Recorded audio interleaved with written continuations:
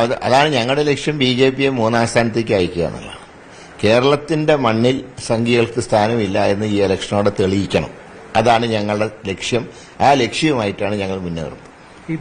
ഇതിപ്പോ പാർലമെന്റിലേക്ക് നടക്കുന്ന ഒരു ഇലക്ഷനിൽ സ്വാഭാവികമായിട്ടും ആ പോരാട്ടം BJPക്ക് എതിരായിട്ടുള്ള പോരാട്ടമാണ്. അത് രാഷ്ട്രീയമായിട്ടുള്ള പോരാട്ടം എന്ന നിലയിൽ BJPക്ക് എതിരെ തന്നെയാണ്, സംശയമില്ലാത്ത കാര്യമാണ്. ഈ ഫാസിസ്റ്റ് ഗവൺമെന്റ് മാറണമെന്നുള്ളത് തന്നെയാണ് ജനങ്ങൾ ആഗ്രഹിക്കുന്നതും ഞങ്ങളുടെ രാഷ്ട്രീയം അതാണ്. ഞാൻ തൃശൂരിൽ ലോക്സഭാ മണ്ഡലത്തിൽ ഒരു സ്ഥാനാർത്ഥിയായി നിങ്ങളുടെ മുന്നിലേക്ക് വരുമ്പോ ഞാൻ നിങ്ങളെ മാത്രമേ കാണുന്നുള്ളൂ, സമ്മതിദായകരെ മാത്രമേ ഞാൻ കാണുന്നുള്ളൂ, അവരുടെ ഭാവി തലമുറകളെ മാത്രമേ ഞാൻ കാണുന്നുള്ളൂ. ആ തലമുറകൾക്ക് വേണ്ടി, ഇനി ജനിക്കാനിരിക്കുന്ന തലമുറകൾക്ക് വേണ്ടി തൃശൂരിനെ ഏത് ലെവലിലേക്ക് കൊണ്ടുവരണമെന്ന് പറയുന്ന ഒരിച്ഛ മാത്രമേ എനിക്കുള്ളൂ.